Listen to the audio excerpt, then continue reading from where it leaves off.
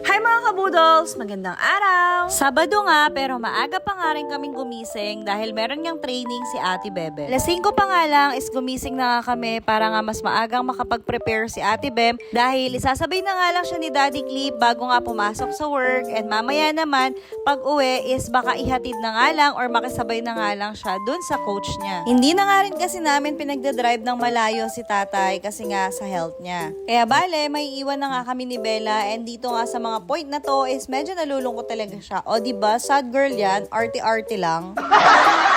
Sa kanya is antok lang yan, halika tumakyat tayo sa taas, matulog ulit tayo. Dahil nakaship na nga ako kahapon, kaya naman pwede na ako talaga matulog muna. Tapos mag-aalas 10 na nga nung nagising ako. O diba, Disney princess yan, daming utang na tulog. Hindi na nga lang, isinahog nga kami ni nanay. Tapos dito kumain nga kami sa labas. Labas ng pinto. At dahil hindi nga natulog ng tanghali si Bella, is ayan ang parusa niya. Siyang mag-isa yung magtitiklop instead na silang dalawa ni Ate Bebem. Kakain kasi ni Ate Bem is nakatulog na nga, siguro nga dahil pagod nga sa training. Tapos nung nagising naman nga siya is pinatapos ko na nga yung mga kailangan nga niyang gawin sa school. Ayoko kasi kapag tabing araw saka pa sila gagawa. Habang pinapanood ko nga tong video na to is natutuwa nga ako kay Bella kasi nga natatapos niya talaga yung mga tiklupin.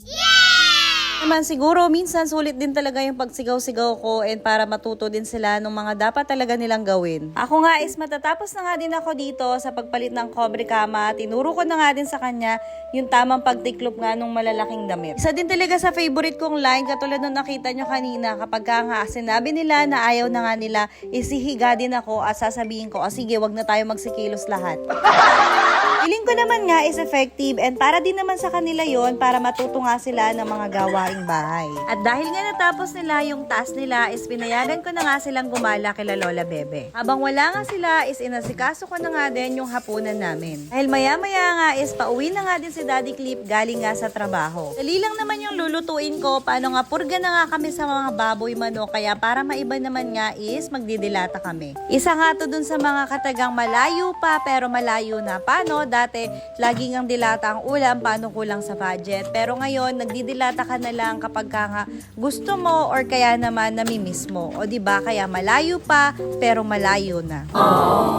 Eto nga yun, nagisa nga lang ako ng corned beef, and lalagyan ko nga lang siya ng patatas. Sino nga dyan yung katulad namin na hindi agad tinatapon yung lata kasi nga may katas pa yarn? Hindi nga ako magsabaw nga kami niyan is 4 para talagang kasya sa buong pamilya. Pero ngayon, nakaka-LL, 2 na lang.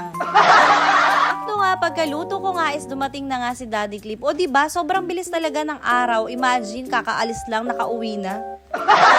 Talagang iniintay ko nga siya, paano nga nagpauwi nga ako nitong bibingka at puto bongbong nga. O diba, Merry Christmas na agad.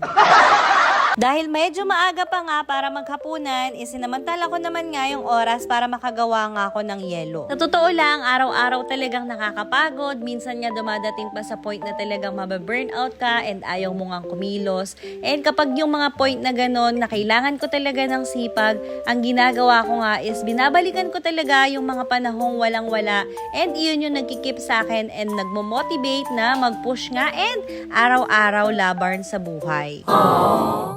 At saka isa pa, hindi naman talaga tayo hintayin ni Maring Judith. Talagang dire-diretso ang bills.